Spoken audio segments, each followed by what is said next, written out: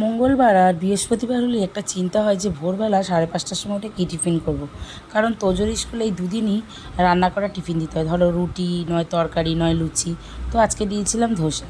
তো সকাল সকাল ওর জন্য ধোসা বানিয়ে ওকে দিয়ে ওকে স্কুল ছেড়ে দিয়ে এসে নিজের জন্য দুটো ধোসা বানিয়ে খেয়ে নিলাম। তারপরে দেখো নিয়ে এসেছিলাম মাছ আর একটা ছোট্ট বেগুন আমাদের গাছের। বেগুনটা দেখতে ছোট, বেগুনটা কিন্তু হয়ে গেছে। তো বেগুনের আর কিছুই কাটিনি, বেগুনের মাঝখানটা খালি একটু ফালি করে নিয়েছি, ওটা তোজোকে দেখালাম। তোজো বললো আমি খাবো। তো মাছগুলোকে হালকা করে ভেজেছি। ইলিশ মাছ এমনিতেই খুব বেশি ভেজে ঝোলে দেয় না, তাহলে একদম খারাপ হয়ে যায়। তো প্রথমে কালো জিরে ফোড়ন দিয়ে নিয়ে তারপরে ঝিঙে আর আলুগুলোকে ভেজে নিয়েছি আর ছোট্ট বেগুনটাকে দিয়ে দিয়েছি ওই এর মধ্যে ভাজতে। তো বেগুন ঝিঙে আলু ভাজা করছিলাম আর এরপরে দিয়ে দিলাম কাঁচা লঙ্কা। এটা তো পরিমাণ মতো যে যার মতন দেবেই। তারপরে কিছুক্ষণ ভাজার পর দিয়ে দিলাম নুন আর হলুদ।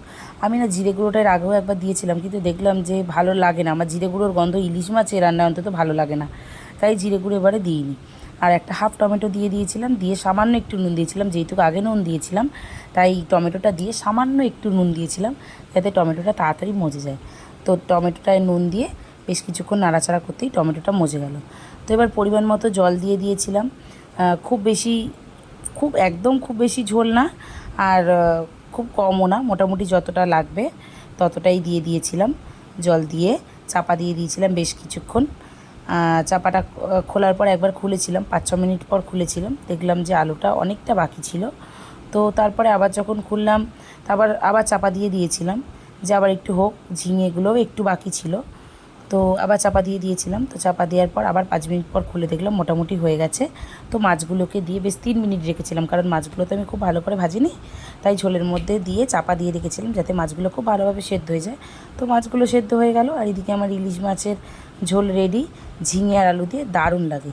কিন্তু একটা আইটেমে কি আর মন ভরে, তাই জন্য আর একটা আইটেম করে নিলাম। ইলিশ মাছের যে একটুখানি তেল ছিল সেই তেলটা দিয়ে বরবটি আর আলু ভাজলাম। ভেবেছিলাম বরবটি আর আলু ভাজা এমনিই করব, কিন্তু ভাবলাম ইলিশ মাছের তেলটা কী করব, তাই ইলিশ মাছের তেলটাও দিয়ে দিলাম। নুন হলুদ দিয়ে বরবটি আর আলু হালকা হালকা ভাজা হতে মাঝখানে ইলিশ মাছের এইটুখানি তেল দিয়ে দিলাম। আর ইলিশ মাছের তেলের তো একটুখানি গন্ধেই জানো একদম বরবটির স্বাদ একদম বদলে গেল। তো রেসিপিগুলো কেমন লাগলো অবশ্যই জানিও।